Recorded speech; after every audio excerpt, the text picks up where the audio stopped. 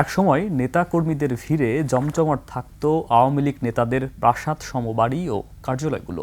দিনরাত এখানেই ছিল তাদের আনাগোনা। উৎসব আসলেই সাধারণ মানুষের ঢল নামত। মিটিং, মিছিল আর র্যালিতে সরগরম হয়ে থাকত পুরো এলাকা।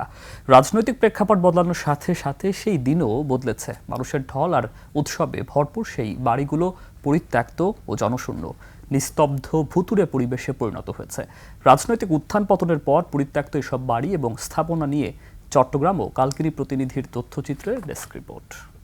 লিলি আল্ট্রাসফট সিরাম জেল, যা গভীর থেকে স্কিনে দেয় 3 গুণ সিরাম হাইড্রেশন। সিরাম জেল হাইড্রেশনে ব্রাইট থাকো সব সিজনে।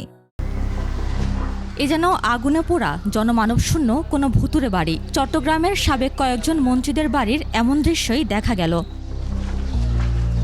পুরা খালি পানি পড়ে আছে, সব ভাঙা চুরা এখানে।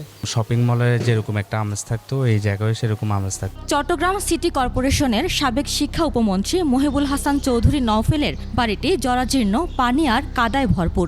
একই দৃশ্য আরেক দাপুটের নেতা সাবেক ভূমিমন্ত্রী সাইফুজ্জামান চৌধুরী জাবেদের বাড়িটির। কেয়ারটেকার জানালেন, এই বাড়িতে এখন আর কেউই আসে না, এভাবেই পরিত্যক্ত থাকে। সাবেক তথ্য ও পররাষ্ট্রমন্ত্রী ডাক্তার হাসান মাহমুদের বাড়িটি দেখলে বোঝা যায় অনেকদিন এখানে বসবাস নেই কারো। স্থানীয়রা জানান, ঈদ, রমজান ছাড়াও সবসময় মানুষের ঢল থাকতো এই বাড়িতে। সংগ্রাম হয়েছে, এরপর থেকে গেছে 5 আগস্টের পর কেউ আসে না, আর থাকনি আর কেউ নাইও। একই চিত্র দেখা যায় মাদারীপুরের কালকিনিতে আওয়ামী লীগের প্রচার ও প্রকাশনা বিষয়ক সম্পাদক ও সাবেক সংসদ সদস্য আব্দুস সুবহান গোলাপের বাড়িতে। আওয়ামী লীগ ক্ষমতায় থাকাকালীন এখানে ঈদ করতেন তিনি, আর প্রতি বছর ঈদের আগেই নেতাকর্মীদের ঢল নামত। সেই বাড়ি এখন পড়ে আছে তালাবদ্ধ, আর গোলাপের ব্যক্তিগত অফিসের জন্য নির্মাণাধীন ভবনটি এখন গরু বিক্রেতাদের দখলে। এই জায়গাটা যারা করছে তারা পলাইয়া গেছে।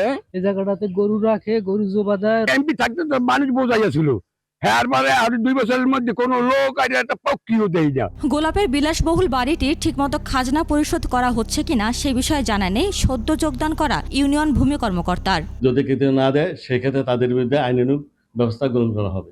আওয়ামী লীগের আরেক প্রভাবশালী নেতা আফামা বাহাউদ্দিন নাসিম। বর্তমানে আলিশান বাড়িটি ফাঁকা ও জনশূন্য অবস্থায় পড়ে থাকলেও মাদারীপুর হতে তার প্রতিনিধি এসে নিয়মিতই পরিশোধ করে যাচ্ছেন পৌরকর। তার হোল্ডিং ট্যাক্স 2025 পর্যন্ত পরিশোধ আছে। যে বাড়িগুলো নেতাকর্মীর আনাগোনায় ছিল জাঁকজমক, সেই বাড়িগুলো এখন কালের বিবর্তনে দিন দিন ভুতুরে বাড়িতে পরিণত হয়েছে।